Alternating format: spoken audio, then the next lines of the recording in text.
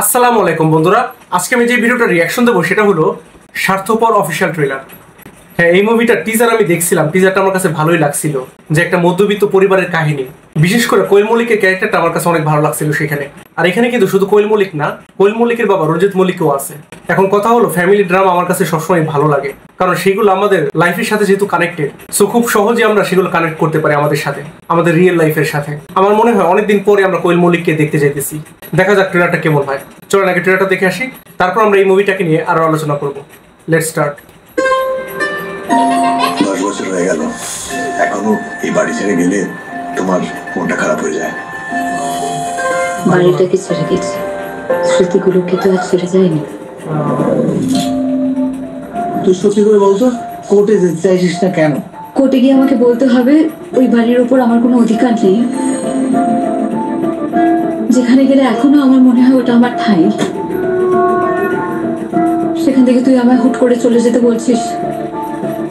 আমার দুটো ছেলে মেয়ে আছে, কেন আমি যতটা ভাড়া দিতে চাইছি বুঝতে পারছিস না?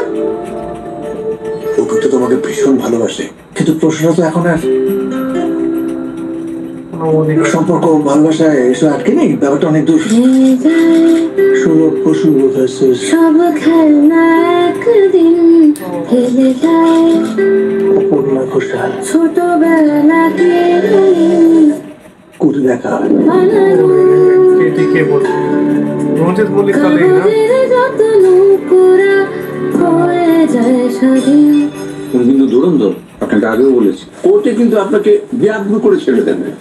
তো গ্রিলিংটা আপনি সহ্য করতে পারবেন? অপর্ণা দেবী তার বাপের বাড়ির ভাগ চান, তাই তো রবীন্দ্রবাবু? উনি সমান ভাগ চান।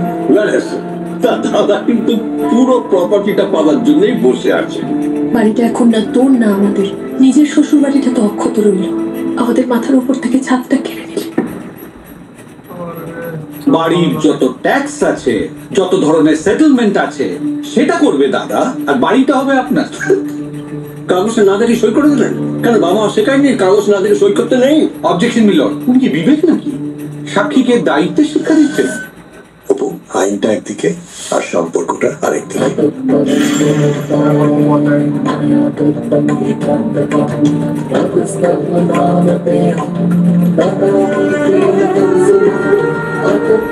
সত্যিটাকে আমরা মেনে নিতে পারি না বলে ট্রু ডাজন্ট বিকাম আনট্রু।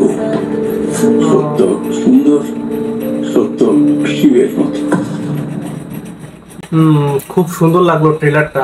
আমি আসলে এক্সপেক্ট করছিলাম যে এরকম ধরনের কিছু একটা দেখতে পারবো। হ্যাঁ, এরকম ধরনের ফ্যামিলি ড্রামা কিন্তু আমাদের আসলে দেখা উচিত, যে জানার জন্য যে বর্তমান দুনিয়ায় কি ঘটতেছে। এবং এটা কিন্তু আসলেই বর্তমানে কিন্তু এটা হইতেছে আসলে, কিন্তু বেশিরভাগ ফ্যামিলিতে যে ভাই বোনের মধ্যে এই যে ঝামেলাটা, যদিও ভাই বোনের মধ্যে সম্পর্কটা ভালো দেখা যেতেছে, যে সম্পর্কটা ভালো, হ্যাঁ, দুজন দুজনকে ভালোবাসতেছে, দুজন দুজনের মধ্যে যে ভাই বোনের যে একটা সম্পর্ক, যে মিলটা, সেটা থাকে ঠিকই আছে।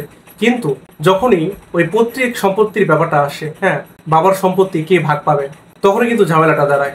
সো সেই জিনিসটাই কিন্তু এই মুভিটার মাধ্যমে অনেক সুন্দরভাবে ফুটিয়ে তুলছে, যেটা আমরা ট্রেলারে দেখতে পারলাম। আর কোয়েল মল্লিককে এখানে দেখে কিন্তু খুবই ভালো লাগলো। কোয়েল মল্লিককে দেখে বোঝাইতেছে যে সে যে কত পরিণত একজন অ্যাক্টর হয়ে গেছে। মানে আগে কোয়েল মল্লিককে যখন আমরা দেখতাম, তখন যে কোয়েল মল্লিক ছিল আর এখনকার যে কোয়েল মল্লিক, মানে আকাশ পাতাল পার্থক্য, সত্যি কথা বলতে। হ্যাঁ, মানে অ্যাক্টিং এর রেঞ্জ এতটা চেঞ্জ হয়েছে। আগে অনেক ভালো অ্যাক্টিং করতো, বাট এখন কিন্তু মানে ওই অ্যাক্টিংটা অনেক পরিণত হয়ে গেছে আর কি বলা যায়। আর রঞ্জিত মল্লিকের কথা কি বলবো, রঞ্জিত মল্লিককে তো মানে আমরা সবাই অনেক বেশি পছন্দ করি। অনেকে আছেন যারা রঞ্জিত মল্লিকের জন্য এই মুভি দেখে, ভারতীয় বাংলা পুরোনো মুভিগুলো বিশেষ করে। সো এখানে যেহেতু উকিলের ক্যারেক্টারে রঞ্জিত মল্লিক, সো সে যে ফাটাই দেবে একদম তার অ্যাক্টিং দিয়া, সেটা তো বোঝাই যেতেছে আগে থেকেই।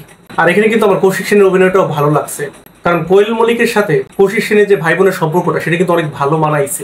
দেখে মনে দিছিল যেন রিয়েল লাইফেও তারা ভাই বোন। সো আমার মনে হয় যেহেতু এই কাহিনীগুলো আমাদের লাইফের সাথে কানেক্টেড, আমাদের পরিবারে বেশিরভাগ ক্ষেত্রে এরকম কাহিনী কিন্তু দেখা যায়। এবং আমার মনে হইতেছে অ্যাক্টিংটাও দুর্দান্ত হবে সবার এখানে।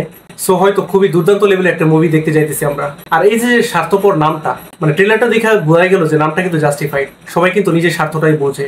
আমরা যতই সম্পর্কের কথা বলি না কেন, যখন সম্পর্কের অধিকারের কথা আসে, তখন কিন্তু স্বার্থপরতার বিষয়টাই বেশি লক্ষ্য করা যায়। আমার কাছে কিন্তু ট্রেলারটা আসলেই দারুণ লাগলো। আমার মনে হয় আমরা যারা বাঙালি আছি, আমাদের সবার কাছে এই মুভিটা অনেক ভালো লাগবে। তবে আপনাদের কাছে এই ট্রেলারটা কেমন লাগলো সেটা অবশ্যই কমেন্ট করে জানাতে ভুলবেন না। আর এরপর আপনারা কোন মুভি ট্রেলার বা টিজারের রিঅ্যাকশন দেখতে চান সেটা অবশ্যই কমেন্ট করে জানাতে ভুলবেন না। আজ আসি, আল্লাহ হাফেজ।